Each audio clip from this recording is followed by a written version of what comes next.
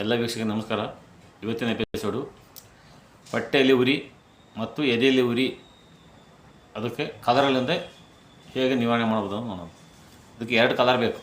ಒಂದು dark blue, ಒಂದು dark green.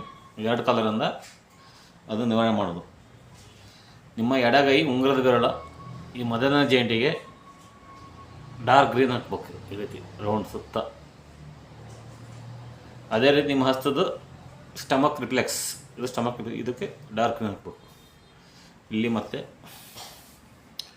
ಇಲ್ಲಿ ಇದಕ್ಕೆ ಡಾರ್ಕ್ ಗ್ರೀನ್ ಹಾಕ್ಬೇಕು. ಅದೇ ರೀತಿ ನಿಮ್ಮ ಹಾರ್ಟ್ ರಿಫ್ಲೆಕ್ಸ್ ಇಲ್ಲಿ ಬರುತ್ತೆ.